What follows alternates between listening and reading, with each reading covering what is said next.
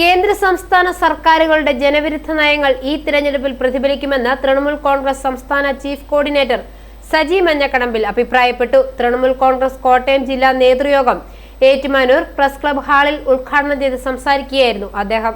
പിണറായിസവും ഇടതുഭരണവും അവസാനിപ്പിക്കുവാനുള്ള ഈ അവസരം പ്രയോജനപ്പെടുത്തി ജില്ലയിലെ 9 നിയോജക മണ്ഡലങ്ങളിലും ഐക്യജനാധിപത്യ മുന്നണി സ്ഥാനാർത്ഥികളെ വിജയിപ്പിക്കുവാൻ എല്ലാ നേതാക്കളും ശ്രദ്ധിക്കണമെന്നും സജി മഞ്ഞക്കടമ്പിൽ പറഞ്ഞു.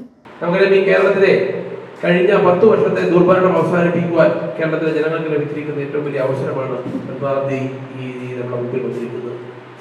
കേരളത്തിലെ ഇടതുപക്ഷ ജനാധിപത്യ മുന്നണി മാത്രമല്ല, കേന്ദ്രത്തിൽ ഭരിക്കുന്ന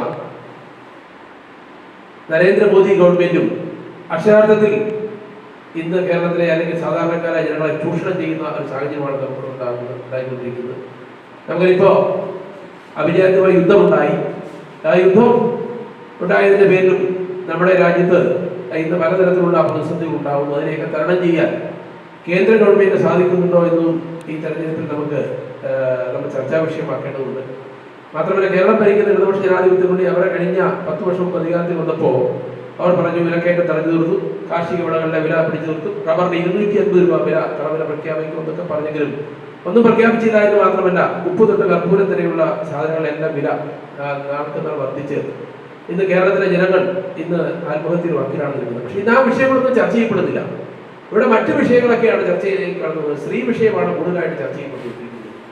സർക്കാരിന്റെ ജനദ്രോഹ നടപടികളെ നമുക്ക് ഈ തെരഞ്ഞെടുപ്പിൽ തുടർന്ന് കാണണം. പൂഞ്ഞാർ നിയോജക മണ്ഡലം UDF തെരഞ്ഞെടുപ്പ് കമ്മിറ്റിയിൽ തൃണമൂൽ കോൺഗ്രസ് നേതാക്കളെ ഉൾപ്പെടുത്തിയതിനെ യോഗം സ്വാഗതം ചെയ്തു.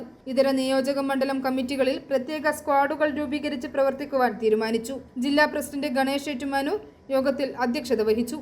നമുക്കറിയാം, കേരളത്തിന്റെ ആൺകുട്ടിയായിട്ടുള്ള PV അൻവർ ബേപ്പൂരിൽ, അതായത് ഇടതുപക്ഷ ജനാധിപത്യ മുന്നണിയുടെ കോട്ടകൊത്തളമായ ബേപ്പൂരിൽ ശക്തമായ ഒരു മത്സരത്തെ നേരിട്ടുകൊണ്ടിരിക്കുന്നു.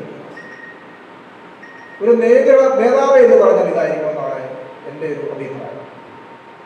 പുലിയുടെ മണയിൽ ചെന്ന് നേടുക എന്നുള്ള ആ ഒരു ആപ്തവാക്യത്തെ അന്വർത്ഥമാക്കിക്കൊണ്ട് ബേപ്പൂരിലേക്ക് നമ്മുടെ നേതാവ് കടന്നു ചെല്ലുമ്പോൾ ബേപ്പൂർ ജനത അദ്ദേഹത്തിന് നൽകുന്ന ആ സ്വീകാര്യത എന്താണ് എന്നുള്ളത് നേരിട്ട് കണ്ടുകൊണ്ടിരിക്കുകയാണ്. നോബി